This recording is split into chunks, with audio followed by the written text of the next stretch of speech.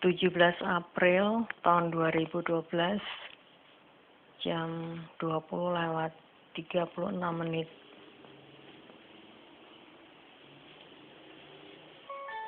Kisah ini terjadi di tahun 2010 pada bulan Juli tanggal 23.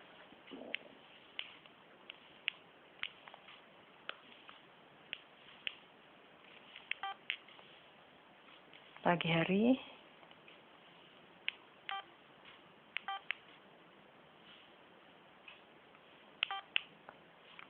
sempat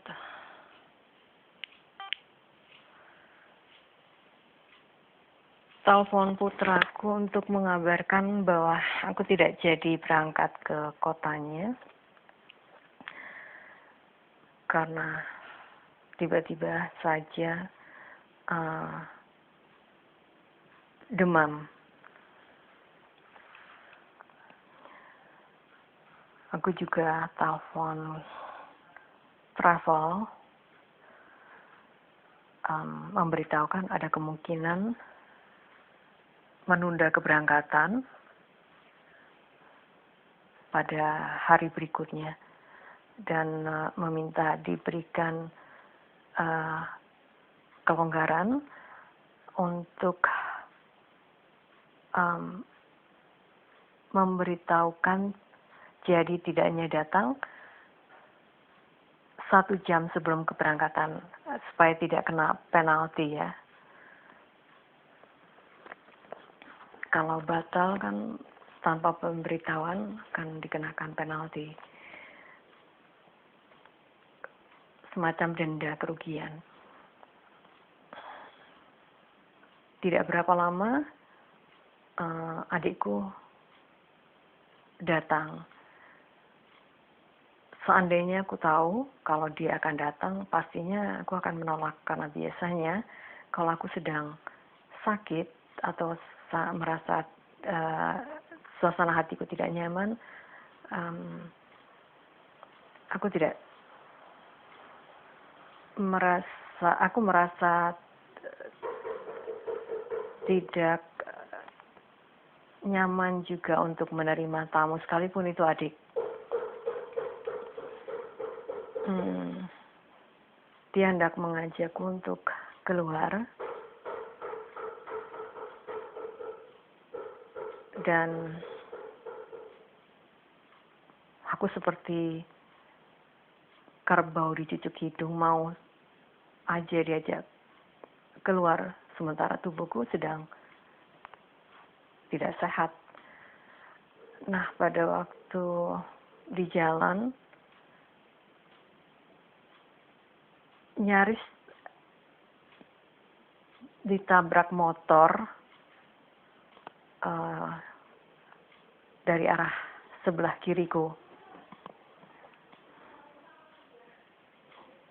Pada waktu penyeberangan itu kami mau menyeberang jalan ya. Pada waktu arah pulang, menyeberang kembali ke arah pulang, mobil nyaris menabrakku dari arah kanan sekarang.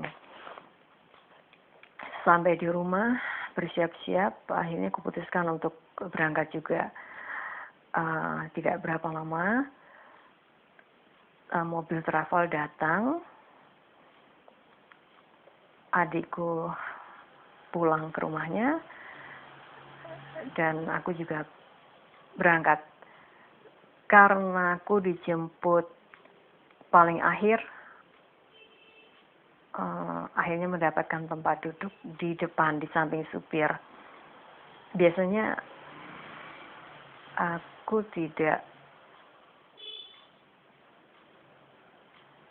nyaman kalau duduk di depan, lebih senang duduk di di tengah ya.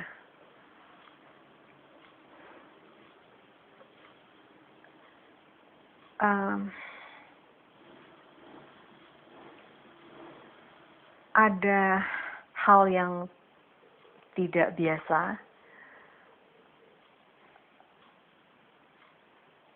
selama di perjalanan itu aku merasa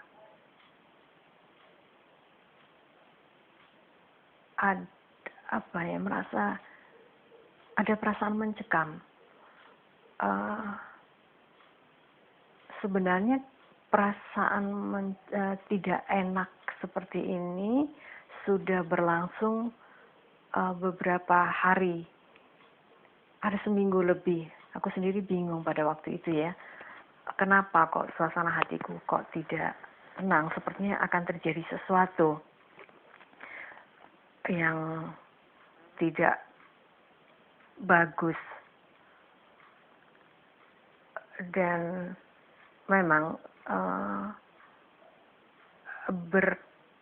lebih dari sekali ya, berulang kali juga batal untuk pergi ke kota putraku, hanya karena merasa tidak ada sesuatu yang tidak enak di hati. Ya, firasat yang aku sendiri tidak bisa menjabarkannya pada waktu itu.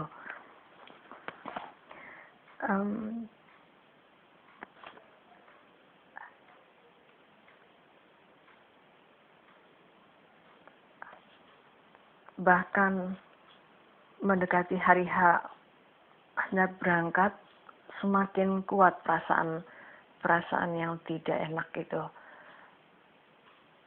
Itu sebabnya mungkin itu sebabnya ketika hari H itu aku jatuh sakit. Nah, di jalan, selama di jalan,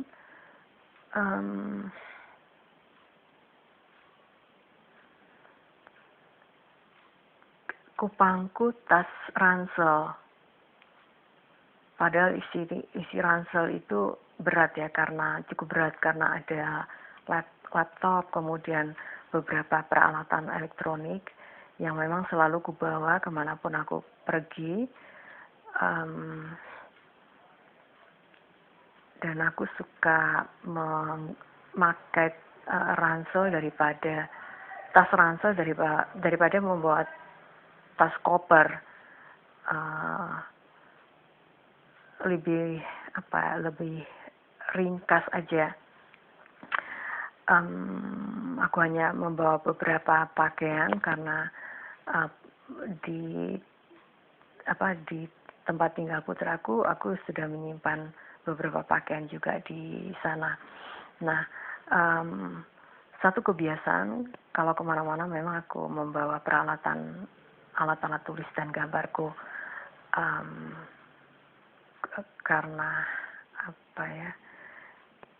aku suka menulis dan menggambar, dan rasanya kalau sehari tidak melakukan itu seperti ada yang kurang aja.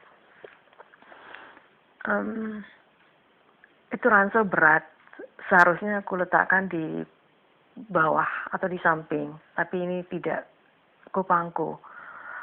Ada satu perasaan mencekam yang tidak bisa kuungkap, seolah-olah akan terjadi kecelakaan. Aku tidak sedang berpikir apapun tentang histori apapun ya, tidak ada histori apapun yang ada di kepalaku, hanya merasa cemas, dan entah mengapa yang membuatku cemas itu hanya satu kata itu aja, kecelakaan. Itu benar-benar tidak kupahami kenapa seperti itu pada waktu itu. Kuletakkan tas ransel di pangkuanku dengan hanya untuk mencegah kalau seumpamanya terjadi kecelakaan, ada yang masih dapat melindungi bagian depan tubuhku. Kacamata pun kulepaskan. Aku tidak menggunakan kacamata karena berpikir kalau semua terjadi kecelakaan, kacanya tidak akan mengenakan pecahan kaca, itu tidak, pecahan kaca dari kacamata itu tidak mengenai wajahku. Nah, ini bukan merupakan satu kebiasaan kalau kalau naik mobil ya dengan perasaan yang tidak biasanya, karena sebenarnya aku sudah terbiasa untuk berkendara sendiri, mau keluar kota, mau jam berapapun sampai tengah malam pun aku sendirian dan tidak dengan perasaan yang seperti ini. Entah mengapa supir mengendarai mobil itu kurasakan seperti tidak safe. Padahal kecepatannya itu biasa saja bila dibandingkan dengan ketika aku membawa mobil, kecepatanku bisa lebih dari kecepatan mobil travel ini. Sebenarnya sih safe dalam arti kata memang safe yang sebenarnya, hanya saja itu tadi aku tidak bisa menjelaskan kenapa perasaan mencekam ini memang sedang kualami. Akhirnya ku minta kepada Allah agar menidurkan aku supaya menjadi lebih tenang, dan aku memang tertidur. Sebelum tidur aku sempat telepon putraku mengabarkan bahwa aku sudah di jalan. Oke, itu otomatis dia terkejut karena yang diketahuinya bundanya sedang sakit, ibunya sedang sakit. Tiba di suatu tempat, aku terbangun dan terpekik karena ada guncangan begitu kuat. Rupanya mobil direm mendadak dan aku sempat melihat ada motor di samping kiriku, tepat di samping kiriku, karena aku duduk persis di pintu kiri. Motor itu sudah menyalip di depan dengan kecepatan cukup tinggi itu, nyaris mobil travel dan motor itu bertabrakan. Kalau itu terjadi, artinya ya aku jadi korbannya karena aku berada di posisi dekat motor. Nah, pada waktu rupanya ketika aku terpekik itu membangunkan penumpang yang lain, dan aku baru tahu kalau yang tidur itu bukan aku saja, tapi nyaris semua penumpang itu tidur. Bukan nyaris, memang semua penumpang itu tidur kecuali supirnya. Nah, pada waktu kejadian nyaris tabrakan, aku merasa ada satu dentuman firasat yang begitu kuat, dan itu tidak bisa aku jabarkan pada waktu itu. Perasaan mencekam itu berlipat,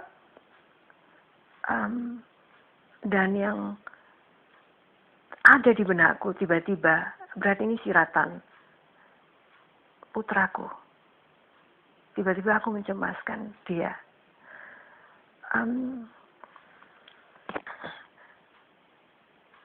Akhirnya aku telepon anakku, diangkat beberapa cukup lama ya, dering itu baru diangkat. Rupanya dia berhenti dulu di tepi jalan untuk menjawab teleponku. Nah, aku sempat bertanya alamat, aku bertanya ada di mana, dia ada di mana, dan aku menanyakan juga alamat rumahnya yang sekarang. karena sejak kepindahannya di tempat yang baru itu aku belum pernah berkunjung. Nah, ada kalimat berikut ini yang membuatku seperti seperti ada yang terlepas dari dalam. Aku merasakan seperti gelau banget.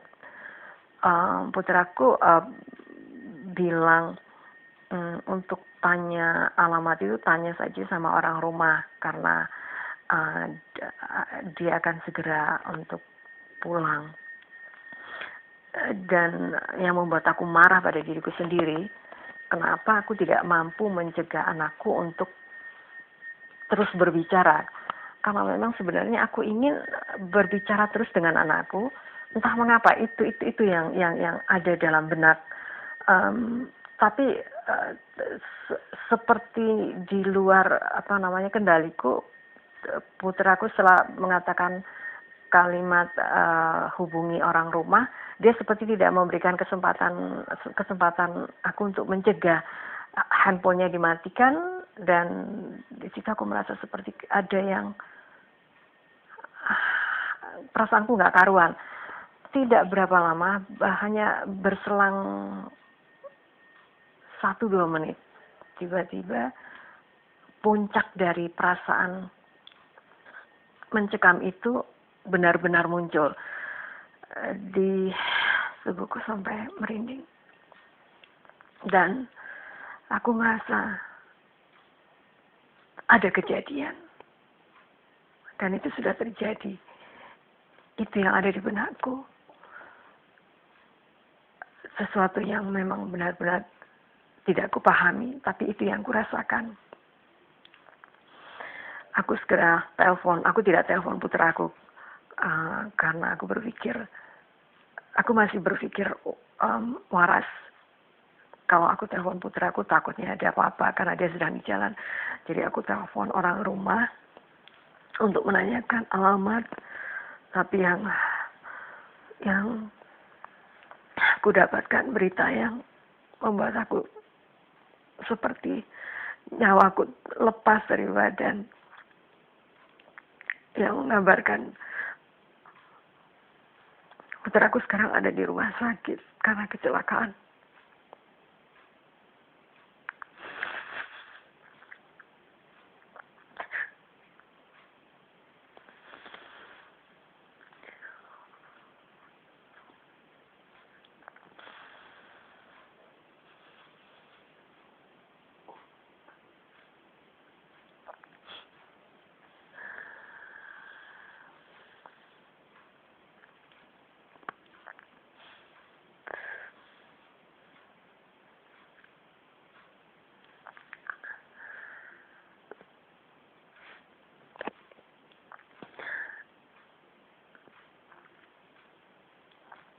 Sekarang aku hendak ceritakan kejadian yang sebenarnya.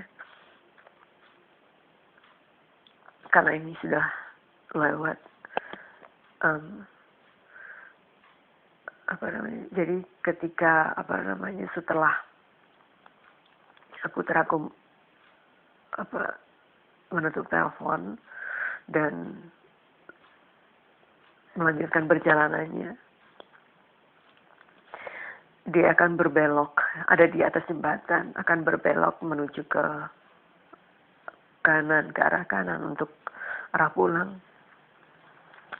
Putraku berada di posisi yang sebenarnya safe ya, berada di posisi yang benar, di tempat yang benar untuk menyeberang, berbelok. Tiba-tiba dari arah belakang ada mobil sedan Honda keluaran tahun muda, jadi masih cukup baru. Itu melaju dengan kecepatan tinggi. Mobil itu berplat B dari Jakarta. Menabrak putraku sampai jatuh terkapar. Sementara mobil itu melarikan diri tanpa menolong. tanpa menolong putraku. Dia tinggalkan putraku tergeletak di jalan. Tidak sampai itu saja, karena setelah ditabrak mobil, putraku ditabrak lagi dengan motor. Gilas motor. Bukan satu motor.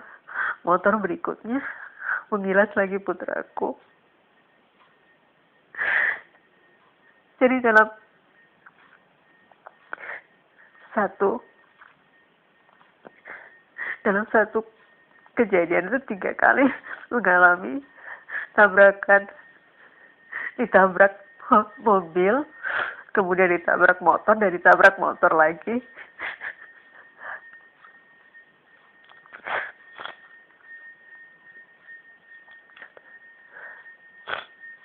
Untuk kamu yang ada di mobil, yang mengendarai mobil sedan Honda, kalau mendengar rekaman ini,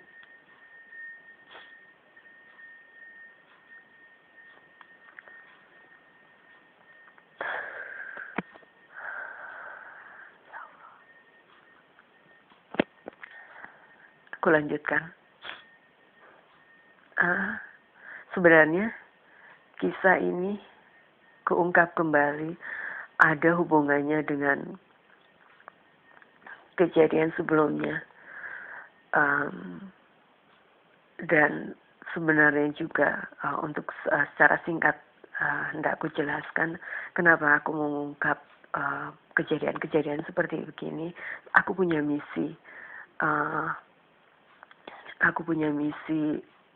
tertentu sebenarnya untuk kasus yang seperti ini, agar bisa diterima di masyarakat dimanapun di seluruh dunia bahwa kasus ini ada. Tentang ini bertalian dengan hal kepekaan. Oke, itu aja clue-nya. Sekarang aku akan kembali melanjutkan penuturanku. Sebenarnya 2 tahun sebelum kejadian tragis ini, jadi tahun 2008, itu ketika aku sedang sholat, tiba-tiba di hadapanku tertampakkan, ku gunakan dengan kata tertampakkan, karena aku lanjutkan dulu. Satu kejadian tragis,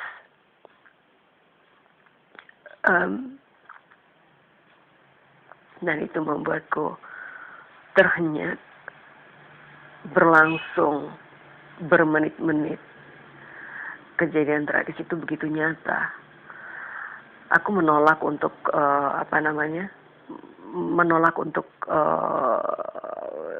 munculnya penampakan itu dengan cara yang ku kedipkan mata, buka, tutup kelopak mata berulang kali, hanya untuk membuang jauh-jauh penampakan itu agar hilang. Itu berlangsung menit karena sempat sujud terus berdiri kembali. Ada beberapa kali sujud, itu penampakan itu masih begitu nyata, dan itu jujur membuatku sangat terpukul.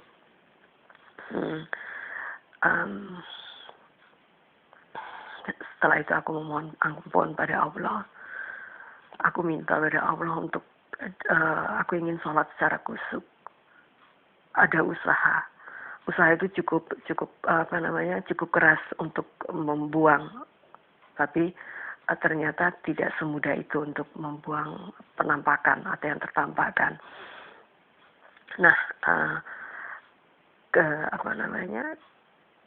kejadian penampakan ini tidak hanya sekali, ternyata tidak sekali. Berselang bulan, ketika aku lagi sholat, begitu pula sebenarnya ini tidak kuhadirkan. Gila apa seorang ibu mau menghadirkan satu kejadian tragis terhadap orang yang disayang. Tidak ada satupun ibu yang mau melakukan hal itu. Penampakan atau tertampakkan itu sesuatu kisah kejadian yang muncul secara tiba-tiba tidak terduga tentang apa saja, mau kejadian alam atau kejadian yang menimpa kerabat kita, orang-orang terdekat kita, ataupun ada banyak ragam. Ini akan kukupas nanti. Kembali lagi ke sholat tadi. Aku sedang sholat dan kemudian penampakan itu muncul lagi sama seperti penampakan yang sebelumnya, kejadian tragis, dan itu terjadi selama beberapa menit. Kali ini sudah tidak mempan lagi dengan membuka menutup kelopak mata.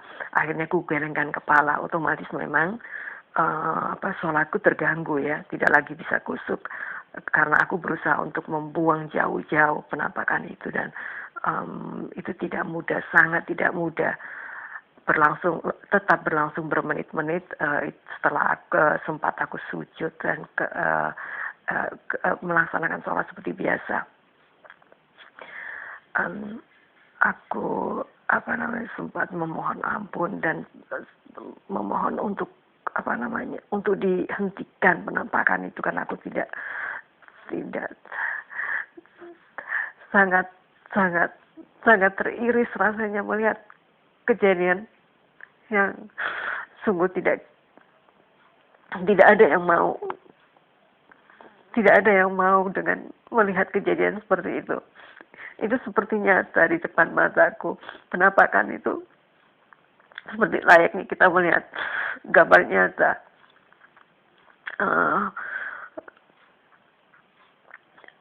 Seperti biasa aku mohon ampun dan mohon perlindungan.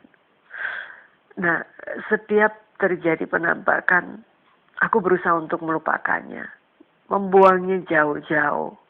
Dan memang aku melupakan kejadian penampakan itu, lupakan.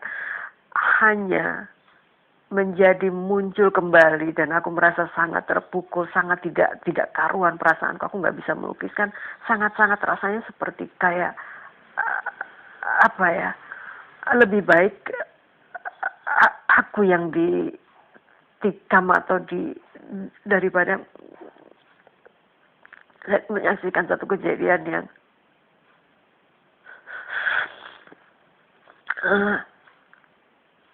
beberapa bulan kemudian terjadi lagi penampakan.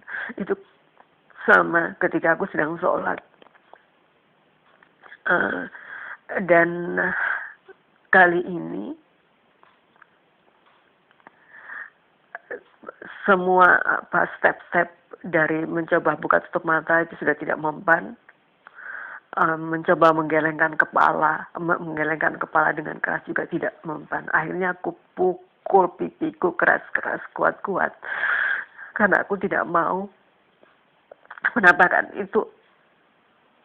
Aku ingin membuang yang tertampakkan, dan memang sulit. Aku tempeleng, aku pukul muka wajahku. Dan aku mohon sama Allah untuk dibuang jauh-jauh penampakan itu.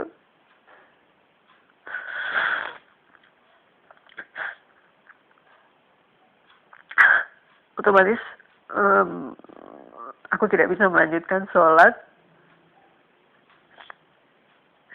Aku menangis dan aku bilang, Allah, aku tukar nyawaku. Aku dia sama Allah, aku tukar nyawaku, jangan ambil. Aku tukar nyawaku, ya Allah. Aku tahu ini salah, tapi sebagai seorang ibu, kejadian tragis itu adalah aku melihat Jadi tampakkan putraku terkapar di tengah jalan.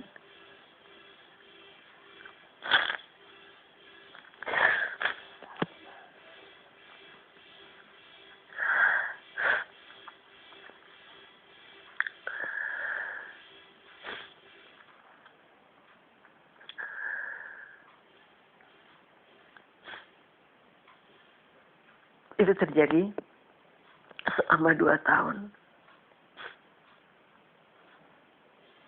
Sampai akhirnya benar-benar terjadi. Setiap penampakan itu muncul, aku berusaha untuk melupakannya dan benar-benar kulupakan. Tapi ketika muncul lagi itu membuatku sangat terpukul. Oke, ada beban. Jujur memang benar ada beban batin. Tapi aku berusaha untuk membuangnya jauh-jauh. Ada ketakutan memang. Ada kecemasan. Tapi aku mencoba untuk pasrah. Dan ini ada satu hal jadi pelajaran. Sesuatu yang sudah tersiratkan atau tertampakkan itu bukan atas mau manusia, bukan atas kuasa manusia. Muncul tanpa dikehendaki manusia. Siapa yang mau kejadian tragis menimpa kerabatnya? Tidak ada satupun yang mau seperti itu. Nah, siapa yang mau menghadirkan? Dan itu rasanya tidak masuk di akal.